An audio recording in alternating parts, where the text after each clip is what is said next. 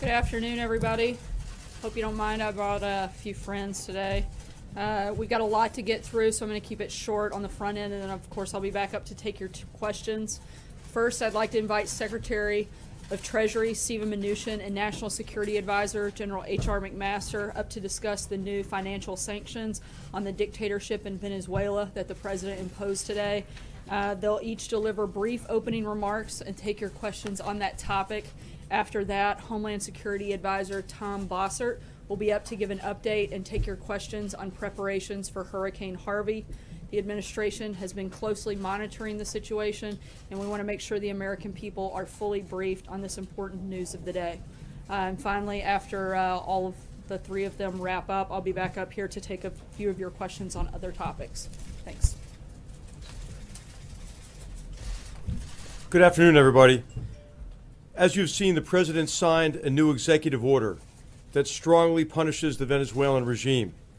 This order demonstrates more clearly than ever that the United States will not allow an illegitimate dictatorship to take hold in the Western Hemisphere at the expense of its people. Through the president's strong action, the United States will target the means with which the Maduro dictatorship can accumulate debt to enrich its corrupt regime insiders and perpetuate its repressive behavior. Only 6 weeks ago, several million Venezuelans voted overwhelmingly against the Maduro regime's plans to convene a constituent assembly that the people of Venezuela never requested. The United States and the regional community stood in solidarity with the Venezuelan people and demanded that their voices be heard. But Maduro chose to embrace dictatorship over his own people. As a result, a dozen of Venezuela's neighbors gathered in Lima, Peru, and rejected Maduro's actions. President Trump promised strong action if Maduro moved ahead and ignored his people's will. With today's announcement, the president is keeping his promise of strong action and continuing to show strong leadership. This executive order does not need to be permanent. The president has said that, quote, a stable and peaceful Venezuela is in the best interest of the entire hemisphere. We will continue to work with our friends and partners in the international community to support the Venezuelan people until their rights and democracy are fully restored. Now I'll turn it over to Secretary Mnuchin to describe this executive order in greater detail. Mr. Secretary. Thank you. Thank you.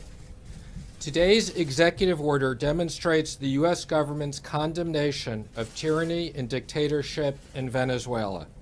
The Maduro regime has consistently shown hostility to the rule of law, democratic institutions, and the Venezuelan people.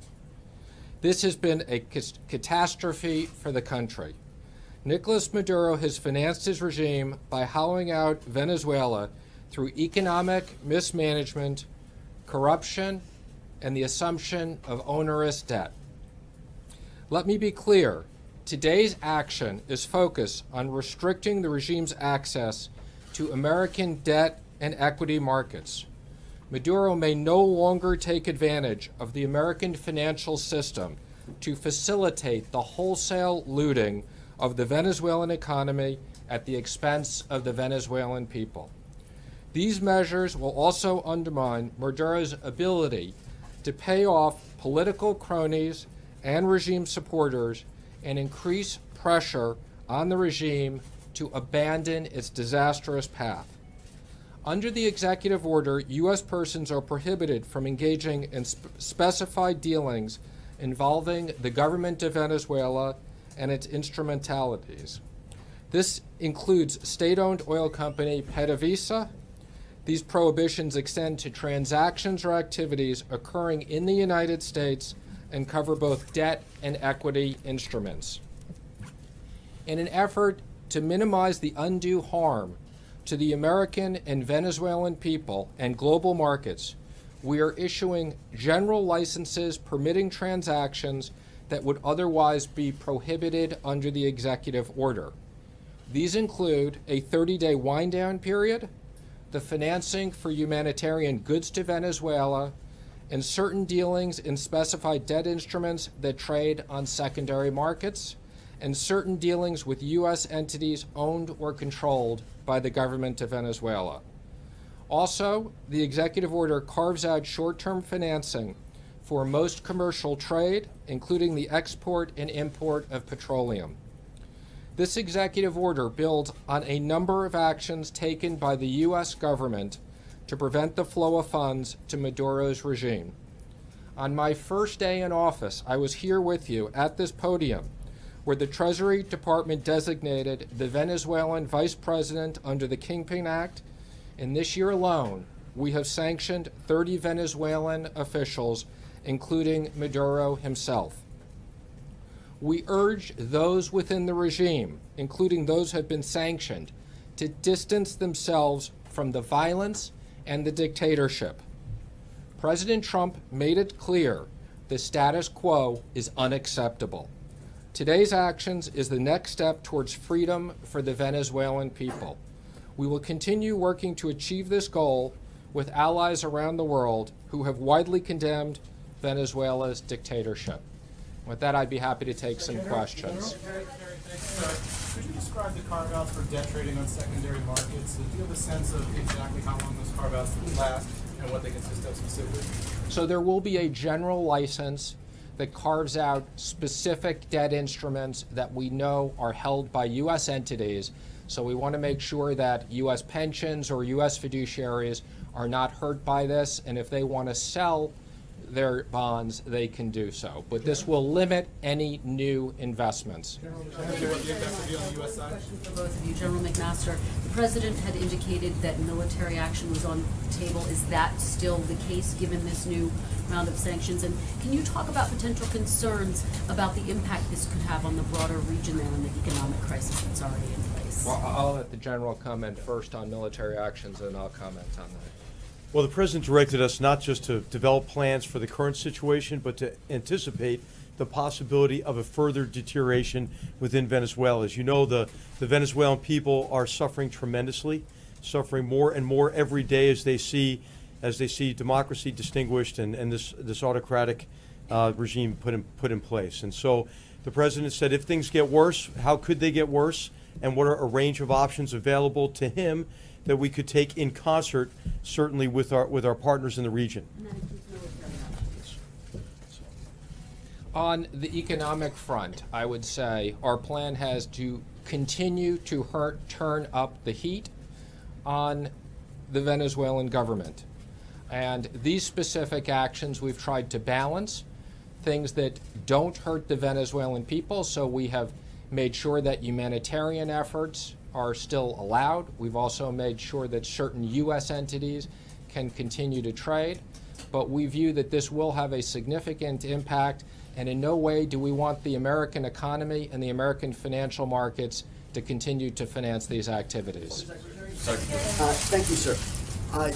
This is a pretty strongly worded statement, and you describe President Maduro as a dictator who disregards the rule of law and things like that. I'll ask you again, because I asked you this last time you guys were up here on this subject. How is what's happening in Venezuela with President Maduro any different from the situations with dictators in Turkey, in the Philippines, and in Russia that also routinely step on the rule of law and ignore democratic norms, and yet President Trump and his administration can't seem to bring himself to criticize them? Why is this dictator worse than all the other dictators? Well, I think, as you know, on Russia, we've taken very significant actions. And I say we will look at every one of these on specific situations. And right now we are dealing with a terrible situation in Venezuela, and that's what we're here to address. Yes, in the back. Mr. Secretary. You've said recently that you're working with congressional leaders to push for a clean debt ceiling hike, but the president said yesterday that he wants to attach VA reform to the debt ceiling. So I'm just curious whether you feel you're on the same page on that front. Sure. Well, let me first assure you the president and I are completely on the same page, and we're speaking on a regular basis on this. We had a meeting with the president and the vice president yesterday in the Oval Office. What the president said was that his strong preference had been that when they passed the VA bill before they left, that they attach the debt ceiling to that so that we wouldn't be dealing with this in September. And what I have said before, my strong preference is that we have a clean debt ceiling, but the most important issue is the debt ceiling will be raised in September. I have had discussions with the leaders in both parties in the House and Senate, and we are all on the same page. The government intends to pay its debts, and the debt ceiling will be raised. Mr. Secretary, General McMaster, just to Clarify on the question of options for the president that's asked for you. When the vice president was in the region, almost every nation he went to expressed reservations about U.S. military involvement in Venezuela. Will that be enough to dissuade the president from taking any military action? And if military action is contemplated, what is the national security implication to the United States of the situation in Venezuela? I'll just say the vice president had a very successful trip through Latin America, and I don't think that there's ever been a time where we are better aligned with our partners in the region than we are better aligned with them today on Venezuela, but on a broad range of other issues as well. In terms of military options or other options, there's no such thing really anymore as only a military option or a diplomatic option or an economic option. We try to integrate all elements together. Now, in terms of contingency planning and trying to envision what might trigger us to bringing to the president options, we always look at a broad range of contingencies and how this might evolve in the future. But obviously, any decision would be in conjunction with our partners in the region, and no military actions are anticipated in the near future. But what the president asked us to do is he said, look how this could evolve in the future and provide a broad range of, as we always do, integrated options for the president. the national security risks of Venezuela, where does that factor in, General? Secretary, thank you very much. I want to ask you about the decision yesterday. Venezuela's government decided to order to cable television providers to cut the signal up to Colombian networks, including Our Channel, RCN. 3 years ago, Our Channel, NTN 24 as well. I want to know if you consider this a crackdown on freedom of speech by Nicolas Maduro's regime. I don't know if you want to answer or. I think we've considered everything, and again, we'll continue to monitor the situation. Yes. Thank you, Mr. Secretary. One gets the impression from the sanctions and what you said about the regime that the United States would only restore the normal situation, the status quo, if Maduro and his indicted vice president are gone. Is that safe to say, and that the U.S. would only deal with a regime that does not include either of them? I'm not going to comment on the hypothetical of that. I think what the president is very clear on is the existing situation is unacceptable. And if they restore the proper democratic processes, we'll react to that appropriately. This is not about changing leadership per se. This is about restoring the democratic process and rule of law. How will these sanctions impact the ability of Venezuela to engage in debt restructuring with U.S. investors? Again, there will be no transactions with U.S. investors for new debt, including restructuring existing debt or extending maturities without specific licenses being issued. Mr. Secretary, I want to come back to the debt ceiling. You sound completely confident the debt ceiling will be raised in September? Yes, I am 100% confident. Leader McConnell said the same thing last week. I think there is no scenario where the government won't be paying its bills. So what did the president mean when he said in the tweet this morning, now it's a mess? He said it could have been easy if it was attached to the VA, now a mess. What did he mean by Well, that? again, I think there's a lot to do in September. We have the debt ceiling, we have the continuing resolution to fund the government, we have a budget. Congress has a lot of work this month, and I think the president and I wish that they had raised the debt ceiling before they left. Having said that, we are where we are, and we're going to get it done. If I could ask each of you gentlemen a question now that you're here. General McMaster, if you could help us all understand what the president meant on Monday night when he said that we're looking for an honorable and enduring outcome in Afghanistan. And Mr. Secretary, if I could ask you, your colleague Gary Cohn had remarks in an interview with the Financial Times this morning in which he said he felt compelled to express his distress about the president's remarks last week. He said he felt intense pressure to resign.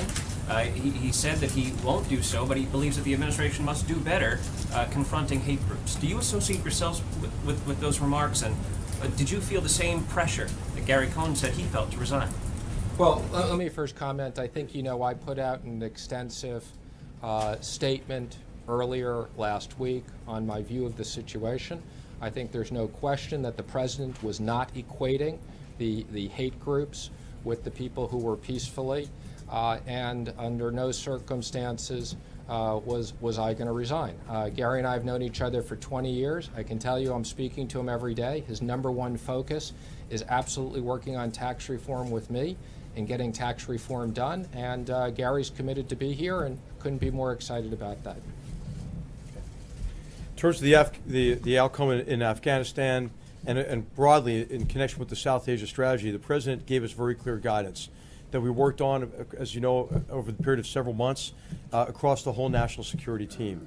And that guidance was to prioritize the safety and security of the American people. And that's what our efforts are prioritizing now. The second thing is he said that he wanted us to have a sound regional strategy, not a strategy that lasts a year. Some people have said, and I think there's an element of truth to this, that we've had 16 one-year strategies in Afghanistan. And so you see a fundamental change in an outcomes-based strategy rather than a time-based strategy. And what that does is give us the greatest chance to combine what we're doing militarily, largely in support of the Afghan government and their long struggle against terrorists and groups and the Taliban, but also to integrate that with what we hope to achieve diplomatically. I think it was clear to anyone that the approach of, well, let's talk with the Taliban and tell them we're leaving at the same time, how would that ever work? Especially when the Taliban were making battlefield gains associated in large measure with our disengagement from the fight with the Taliban in support of the Afghan forces. And so it is a fundamental shift in the strategy. Those who have said, well, this is more of the same, are absolutely wrong about that. Just think about that. Conditions-based versus time-based. A regional approach rather than a myopic focus on one little group or another group. We tried very hard in Afghanistan over recent years to disconnect the dots. All right, so we took a broad approach at this, looking at this with our intelligence community and our partners. And the president has also asked us, hey, how can others do more? How can others share more of the burden and the responsibility? And so this strategy delivers on all of that. In connection with your answer, the answer is the American people and abroad and here at home are safe and secure from terrorists who could otherwise gain a safe haven and support base that they could use to organize, plan, finance, and conduct attacks, not only in that region but globally. And we know that's their design. We know that from our own history, and we know that from the intelligence. Mr. Secretary,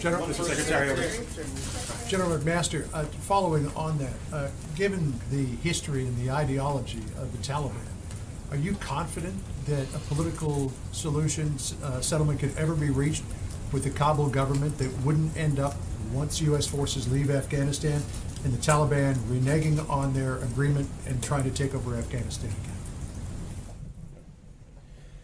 Well, no, I don't think I'm confident. I don't think anybody's confident about that unless we can demonstrate through whatever an agreement is that various groups who will cease their hostility to the Afghan government would then recognize that constitution and participate in a future of Afghanistan that is acceptable to the Afghan people. The Afghan people remember. They remember 1996 to 2001 pretty vividly, and what it was like to live under that brutal regime.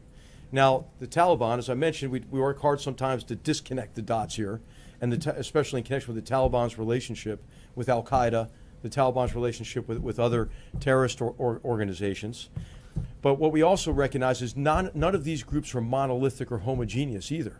So if there are those who are ready to join a political process, like Hezbollah Islamic Gulbuddin did over the past year, then I don't think the Afghan government would object to that in any way. But the critical thing is, if your enemies are fighting aggressively against you, it is not a good option to say you're not going to fight them anymore and then just hope for an outcome that secures the interests of the American people. Question on Venezuela. Take it in the back. For General McMaster, could you define winning in Afghanistan? What does winning in Afghanistan look like for the United States? All right, so winning in Afghanistan is really aimed at allowing Afghanistan to be Afghanistan, as the president said, not to nation build, not to create a state in U.S. image. Winning in Afghanistan means that there are not terrorist groups who are able to control key parts of the territory and population centers there that could be used to mobilize resources, raise funds, use those funds to then organize, plan, and conduct attacks against us and our allies and partners. And so that's what the success is really a sustainable outcome there that ensures the safety and security of the American people. And as you know, Afghanistan is connected to broader security concerns across the region. And so the outcome is to ensure that a threat from that region doesn't threaten the safety and security of the American people. Okay, last question right here. While you're here, if you don't mind, on tax reform, yesterday Mitch McConnell said that this would happen during the Congress, suggesting that potentially this could be a 2018 event. Paul Ryan was much more certain, saying that this is going to happen in 2017. As you see it, the timeline, do you still believe that this can get done in 2017? And secondly, now that this is being put in the hands of the committees from here on out to kind of do the work and come up with the figures, how confident are you that Congress can kind of handle this so you don't get burned on tax reform like you did with healthcare reform? Well, let me just comment that, first of all, Gary and I have been very focused on tax reform, working with the leadership since January. I think you know earlier in the year, I said I thought we'd get it done by August, and I was wrong, okay? I'm now going to say that I am very hopeful, and I think we can get this done by the end of the year, but we will continue to revisit that. And let me just say that, as we've said before, our objective here has to have one plan that includes the administration, the House, and the Senate to work very closely together. The Group 6 has been working nonstop. We've put out a statement on that. We'll continue to put more details. And we think that it's very important that both committees in the Senate and in the House have the ability to debate this and review it. But I can assure you that the President's #1 objective is now to get tax reform done. He's going to go on the road. We're starting with his first trip next week. And the President is 100% supportive of us passing legislation this year. Thank you, everybody. Everyone, sorry to move from one serious topic to another, but I wanted to come out and speak to you a little bit about Hurricane Harvey, the federal government's preparations, the state and local government's preparations. If I could, I'll try to stick to the themes of informing you, then maybe influencing, and then maybe inspiring. Maybe the last be a little bit too far for me to go. Our highest priority at this point is the safety of the public, and by that we mean everyone in the path of the storm, but also the safety of the responders. So life safety here is our priority. I want to walk through a few things that we've done. State and local officials have the lead for this. As always, we encourage individual responsibility and planning, as always, and I would stress that this is a serious storm. As you've seen from the reporting, we've had significant rainfall projected, storm surge in Texas and Louisiana over the weekend and into the next week are forecast to be serious. This could remain a dangerous storm for several days, and certainly we don't want to lose any life. Flooding, flash flooding, and other high wind damages, although we expect this to be a rain event more so than a wind event. Neither of those things can be counted upon, so taking this seriously and preparing is very important. Right now, President Trump and his entire team have been actively engaged with the state and local officials in Texas and Louisiana, preparing for this storm. As you know, President Trump spoke to both governors today, spoke to his FEMA Administrator Brock Long, myself, and General Kelly. He also spoke to Acting Secretary Duke. We did that this morning around 10:15 a.m. Under that leadership team, we couldn't have a better team, to be honest. Under that leadership team at DHS, we're in good hands at the federal level. As you might know, the Secretary of Homeland Security and the FEMA Administrator are responsible for bringing together the firepower of the federal government to assist the state and local governments. But the state and local governments are in the lead here, and we've got a lot of respect for and a lot of faith in the governors of these respective states as well, directly in the path.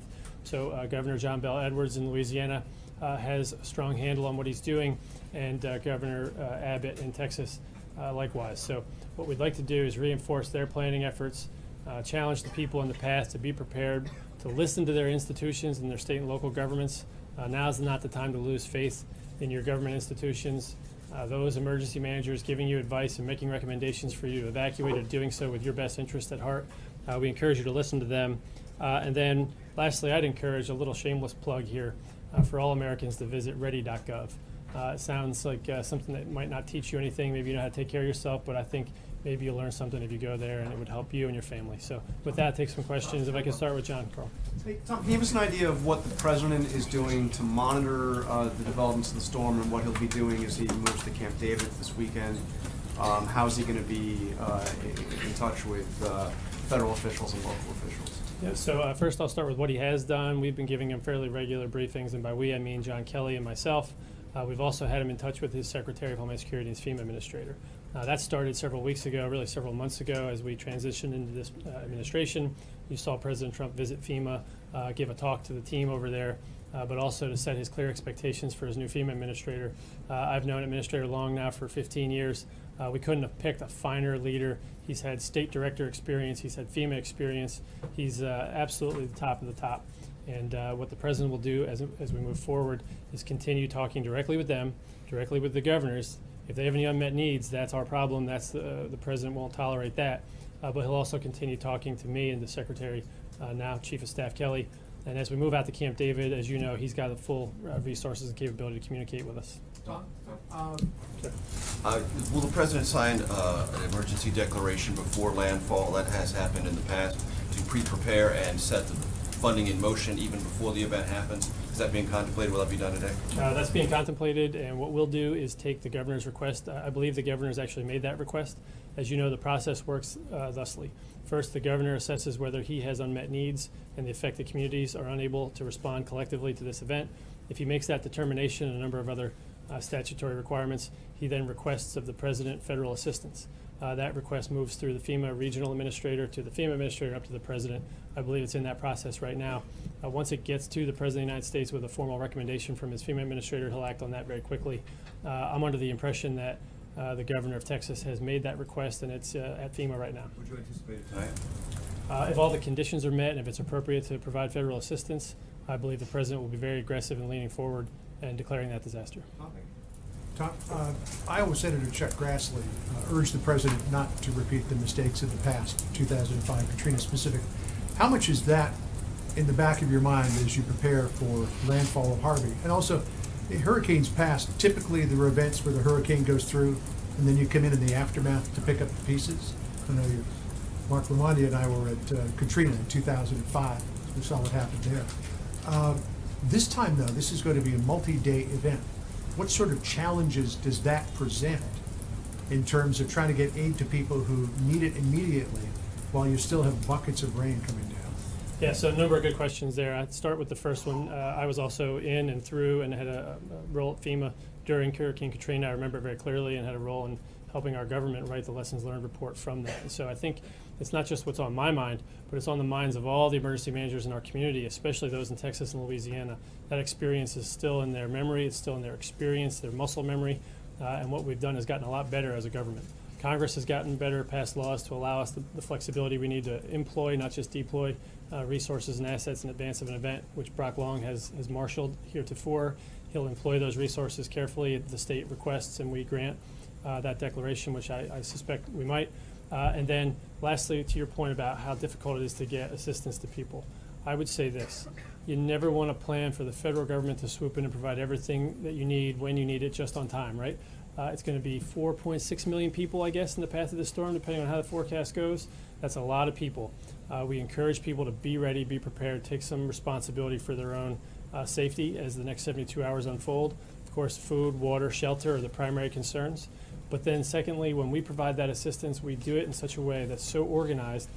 if things work out the way they're supposed to, that the assistance flows either directly to the individuals that are eligible for it, or it flows to the state and local officials who have the logistics trail in place to provide that food, water, and those commodities and the shelter. And lastly, I'd like to make a plug for non-governmental organizations as well. As you know, we've got a number of organizations like the Red Cross and others who manage shelters. Those types of resources are imperative to the people that are confronting this peril, and I'd like to thank them for their work. Before I take that next question, I would say that I just came off of what FEMA organizes, which is a conference call, actually a video teleconference call with all the affected parties. And there were no unmet needs reported. We went across all the emergency support functions of the federal government, but also the state and local governments and the non-governmental organizations. And they all seem to be well postured, and they didn't report to us any additional needs. In fact, they all reported that they're in the right operational posture right now to help the American people in the path of this storm. Tom? Can I take a question in the back, please? Thank you, sir. The president tweeted out a photo of you briefing him this morning. What questions did President Trump have for you about the preparations that are underway?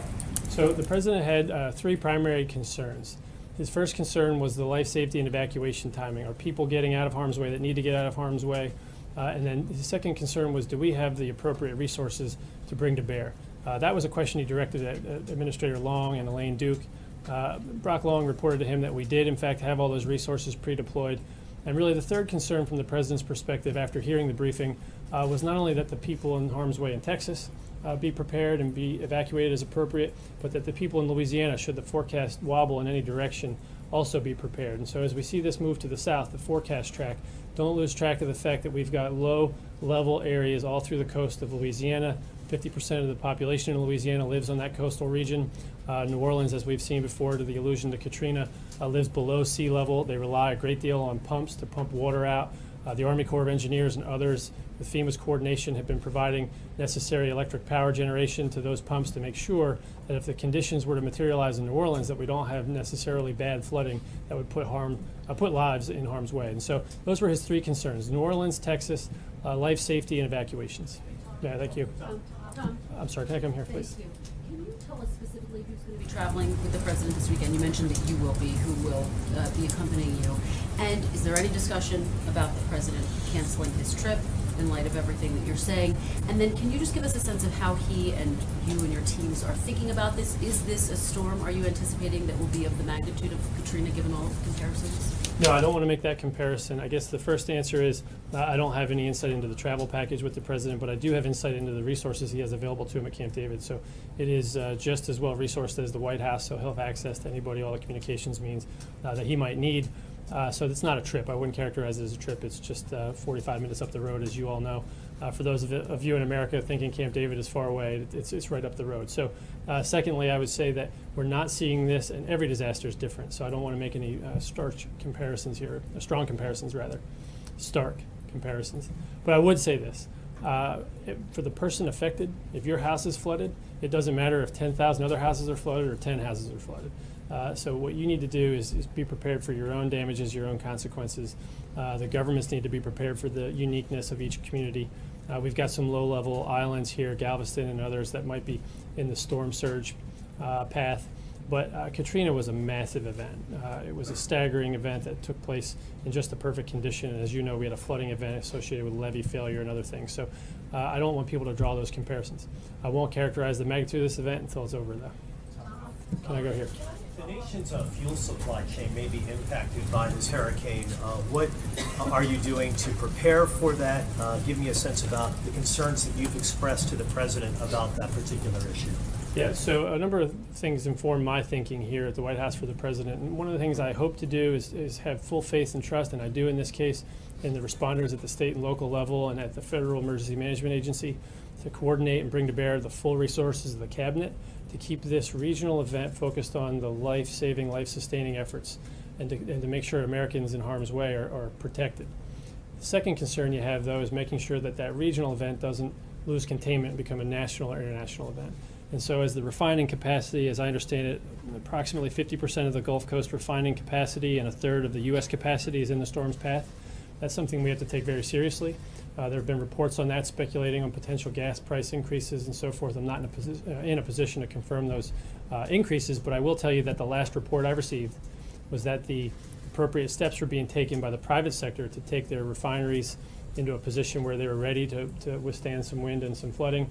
You still have to wait it out, let Mother Nature play its course, and see what kind of damage is on the other side. But the hope is they'll be able to fix those damages, repair them quickly, and be right back in business. And so while a large proportion is affected, it might not cause a large and long-term disruption. South Florida right now is marking the 25th anniversary of Hurricane Andrew. So in that situation, the FEMA response was incredibly slow. By comparison, how quickly are you prepared to move into Texas? Yeah, we've made leaps and bounds since 1992 in our federal planning, in our state and local planning, and as an emergency management community as a whole. We had a federal response plan that failed. We updated that federal response plan after 1992. Then we had a 9/11 event that caused us to create a national response plan. We tested it in Katrina and found deficiencies and created a national response framework. A great deal of effort went into changing those names of those documents. And a great deal of effort went into training the people to execute those changes. And so I've got a tremendous amount of experience here and a tremendous amount of confidence in the people at FEMA and the people at the state and local levels in these emergency management operations centers. And I actually have a lot of confidence in the American people that they're going to do what they need to do in this case. Can you give us a timetable? How quickly can you move into the area then? Well, it's not about how quickly we can move into the area. The federal government's already pre-positioned all sorts of resources in the area. So what we do is we begin helping people from before storm landfall. We're already helping people in a way depending on how you assess and define that. So we're already providing resources. In fact, I mentioned as an example, the Army Corps is providing extra generation capacity. That's going to help a lot of people if those pumps stay running. So we're already leaning forward, and the authorities that were given to us by Congress after Katrina have allowed us to do that in a more full-throated way. Sir. You mentioned in your opening statement that now is not the time to lose faith in your government institution system, but it struck me as a very interesting line coming from somebody behind the White House podium. Can you expand on that a little bit? Is there a fear that you have, the administration has, that either the political climate or rhetoric being used either in this town or more broadly could have real impact on lives, and in this case, people maybe not listening to the government if they've lost faith in their government, as you warned? No, not at all. I'm telling you from my own personal experience that it's important in every emergency, and I've been through a lot of them, to remind people to listen to their state and local officials, because inevitably people don't, and then they end up thinking they wish they had, right? So you have nothing to lose but your life, and I want you to take it seriously, and I want you to listen to those state and local officials. In fact, I'm not worried about you losing faith in the federal government. I'm worried about you losing faith in the state and local government that provides you the best information that they have. And so don't worry about parsing whether they're right or wrong. If they're asking you to evacuate and telling you to do it now, listen to their advice.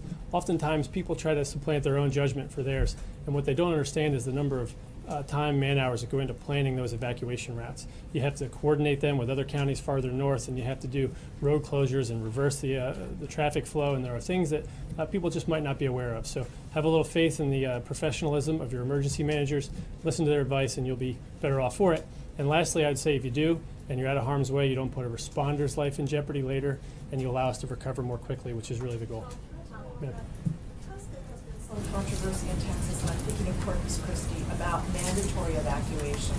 Can you add what FEMA's experience is, particularly related to the length of flooding that might follow the storm, about the federal government's perspective on whether local officials should or should not declare mandatory evacuations? No, I'm going to leave that judgment to the state and local officials that make those determinations. A lot's said about mandatory versus not mandatory, and that's one of the responsibilities I have here, to enforce both of those decisions and to reinforce them with rhetoric. I think the idea here is we have faith in their judgment. The people affected by those local government officials should as well. Mandatory or not, if you're asked to leave, I think it's a good idea to make those preparations and to take those steps. Related question on that, there's been some concern that patrol checkpoints for the Border Patrol north of the border in Texas are being maintained, and that could dissuade some people from getting to shelter. Are you addressing that? So let me understand your question. There are people that can't get across the border for life-saving purposes? No, not across the border. North of the border, there are immigration inspection checkpoints, and supposedly those are being maintained, as well as the fears that there could be checks at shelters. So that would dissuade people from evacuating from. And I haven't heard that, but people shouldn't be fearful of going to a shelter and receiving food and water. That's not a problem. John, you described your experience and Director Long's experience, but this is the first time President Trump will be in charge for a national disaster of this natural disaster of this scale. What do you think he has to project in terms of leadership or skill set for the country to feel that he has led well in this situation? Well, this is right up President Trump's alley. Not only has he showed leadership here, but his entire focus has been on making America great again. He is focused on the Americans that voted him into office. He's focused on the Americans that didn't vote him into office. He's focused on affecting positive change in this country. And when we go in and brief him on the preparations for this hurricane, he is acutely focused on making sure that, and just the right thing, by the way, that the American people in the storm's path have what they need. His questions weren't about geopolitical issues or about large political consequences. His questions were about, are you doing what it takes to help the people that are going to be affected by this storm? You might not, if you're living in the Northeast, think about this storm over the weekend. You might go about your business. But the president's worried about the 4.6 million people or so that are in that area of Texas that are going to be affected by this. Because to them, this is the most important thing they're going to have to worry about for the next 24, 48, 72 or more hours. So from my perspective, I was extremely happy with his leadership instincts on this, and I think that that will carry through as you see him respond to this event. Sir? Disaster declaration before landfall. Is that something the president would do, and does it really make much of a difference in the response, one way or the other? It can make a little bit of a difference here, and it makes every bit of a difference to the spirit and mentality of the people that have to employ those resources. So to the extent that it meets the criteria, I would advise them to consider it very favorably, and to the extent that any ambiguity be cleared up at the implementation level, that people know that they have the ability to employ resources for FEMA to start mission assigning and providing money to the other departments and agencies to do what they have to do. It's a good idea. And there's precedent for it. Take one last question. Tom, was there any discussion with the president about him coming out and addressing the nation? I mean, given the magnitude, potential magnitude of this storm, should people be hearing from their commander-in-chief about the preparations the government is taking? And just hear it from his mouth that he believes that you should be listening to state and local officials and offer assurances at a time like this. Yeah, I think at the time when it's appropriate, the president will come out and address us. I think right now what's more appropriate is that the faces and voices of this event be the two governors of the affected states. Now remember, no matter what we do, no matter how forward-leaning we are, all the federal family is here to support the two governors in this event, and any governor in this event. And they're there to support the local officials. So this is kind of an enshrined principle of federalism. If and when this becomes of the magnitude and severity that it overwhelms the state and affected local officials, and the president declares such and issues a declaration that this is a major disaster, provides all the federal assistance, then it might be a good opportunity for him to come out and speak to you on it. But for right now, let's hope and pray that people follow the advice of their officials, that they do what they have to do to stay out of harm's way, that there's no loss of life in this event. Let's say a little prayer for those that are affected over the weekend. Know that here in the White House, over across the street at DHS and FEMA, and all the way down to the lowest level, local level in Louisiana and Texas, that people are doing the right thing. You'll hear from the president later, I'm sure, if it merits. Let's hope this event fizzles and that the forecasts are all wrong, but I don't think that that's the right thing to hope for right now. We're executing, and we're going to do what it takes to save people's lives and to make their lives easier as they sustain damage. So I really appreciate your time today. Thank you very much, and we'll keep you informed, okay? Thank you. Thank you, Tom. Due to the president's departure coming up here shortly, I'm going to take a few questions. We're a little tight on time today. I'll skip any opening comments, but just so you're aware, the press staff will be around the rest of the day and throughout the weekend providing updates both on the storm and any other issues that we certainly don't get a chance to cover today. Also, just received an update a few minutes ago that it looks like the president will try to make plans to go to Texas early next week, and we'll keep you posted on details about those as they're firmed up, and certainly on any other plans and schedule changes throughout the weekend. Jonathan? Sarah, can you, has the president spoken to Gary Cohn about his comments? He said that the administration can and must do better in consistently and unequivocally condemning hate groups. The president's in regular contact with Gary. I'm not going to get into deliberation on specific conversations they may have had, but the president's been very outspoken in his condemnation of racism, of bigotry, of hate of all forms. But I think as long as those things exist, there's always more that we can do, and that we should be looking for, and we will be looking for, ways that we can do more as an administration. Until there's a zero of those things, then there's always more that you can do. And I think that doesn't just happen within the administration, but I think that happens with the American people. I think that the president has called on America to come together, to unite, certainly throughout his comments over the course of the last week. And I think that's something that we should all step up and be willing to do, is come together and look for ways that we can get rid of racism, bigotry, and hate in all forms. But John, what did the president sorry, mean? we're really tight on time, so I'm going to try to get to several of your Very fine colleagues. people on both sides. Who were the very fine people that were Jonathan. protesting with the neo-Nazis in Go ahead, John. Charlottesville? Sorry. Who were the very fine people? John, we're super tight on time, so I'm going to try to cover as many of your Just one colleagues key as question. possible. That's why Go Gary ahead. Cohn was upset. I'm just wondering, was the president aware of the content of Gary Cohen's interview before it was published?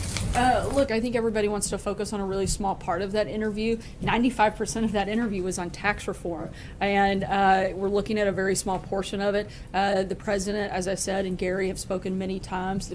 Gary has not held back what his feelings are. If you'll let me finish, Gary has not held back how he feels about the situation. He's been very open and honest, and so I don't think that anyone was surprised by the comments. Jen. 2 quick tax questions. For the Missouri trip next week, do you expect the president will reveal any new details about what he'd like to see in the tax reform overhaul? If he is, I certainly wouldn't announce that today. I'll let the president do that while he's in Missouri next week.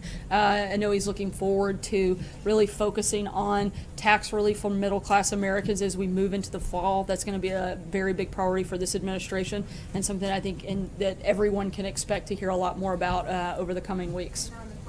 Sorry, I just got to keep moving because we're really tight today. The president mentioned 2 weeks ago possible military action in Venezuela, but H.R. McMaster just said that there's nothing in the near future. Does the president now feel that way, or is he still pushing towards possible military action? I think we've been clear that the focus is first to use things like sanctions. That's the first line. That's where we're focused on right now, and hopefully that will have the impact that we're looking for.